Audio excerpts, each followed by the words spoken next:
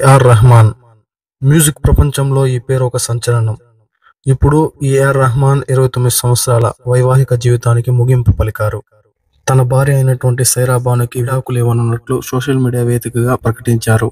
Hi friends, welcome to the cine matters channel. ఈ విషయం గురించి తెలుసుకునే ముందు మన సినీ మ్యాటర్ ఛానల్ ని సబ్స్క్రైబ్ చేయండి. ఇలాంటి మూవీ అప్డేట్స్ కావచ్చు, సినీ ఇండస్ట్రీకి సంబంధించిన సెలబ్రిటీ అప్డేట్స్ కావచ్చు, ఓటీటీ ఫిల్మ్ అప్డేట్స్ కావచ్చు, మీ ముందుకు తెస్తూనే ఉంటాం. కాబట్టి మన సినీ మ్యాటర్స్ ఛానల్ సబ్స్క్రైబ్ చేయండి, మాకు సపోర్ట్ చేయండి.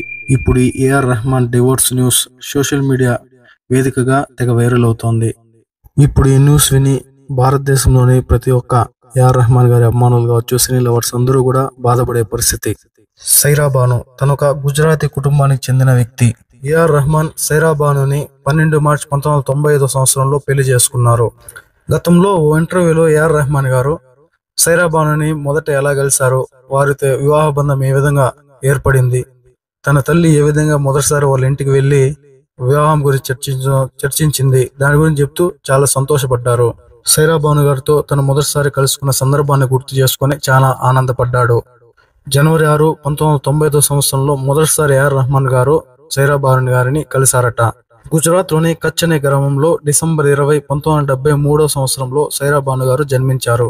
తను ఒక సంపన్నమైన కుటుంబంలో జన్మించింది. ఆ తర్వాత ఇరువురికి పెళ్లి కావడం, వారికి 3 సంతానం కలగడం జరిగింది.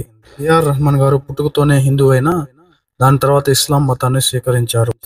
ఏఆర్ రెహమాన్ గారు ఎంత పెద్ద సంగీత విద్వాంసులో ప్రపంచానికే తెలుసు. స్లమ్ డాగ్ మిలియనీర్ మూవీలో జైహో పాటకి తనకి ఆస్కార్ అవార్డు కూడా లభించింది. ఈ డివోర్స్ న్యూస్ ని మొదట రూమర్ అనుకున్నప్పటికీ ఏఆర్ రెహమాన్ గారి భార్య అయినటువంటి సైరా బాను గారు కూడా ఇది నిజమేనని నిర్ధారించారు.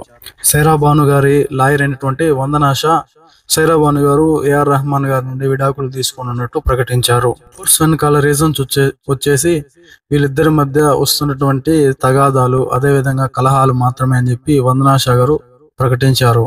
దీనిపై ఏఆర్ రెహమాన్ గారు కూడా ట్విట్టర్ వేదికగా స్పందించారు.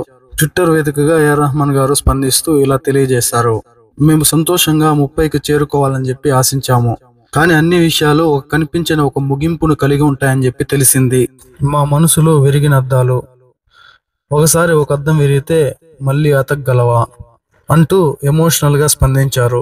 ఏఆర్ రెహమాన్ గారు సైరా బాను గారు పెళ్ళైన 30 ఏళ్లకి ఇలా విడిపోవడం ప్రతి ఒక్కరిని కలిచివేస్తోంది. ఊహించనిది జరిగేదే జీవితం అంటే. నెక్స్ట్ వీడియోతో మళ్ళీ కలుద్దాం. ఇలాంటి మూవీ అప్డేట్స్ గురించి, సెలబ్రిటీ అప్డేట్స్ గురించి మన సినీ మ్యాటర్ ఛానల్ ని సబ్స్క్రైబ్ చేయండి, షేర్ చేయండి, మాకు సపోర్ట్ చేయండి. Thank you for watching. జై హింద్.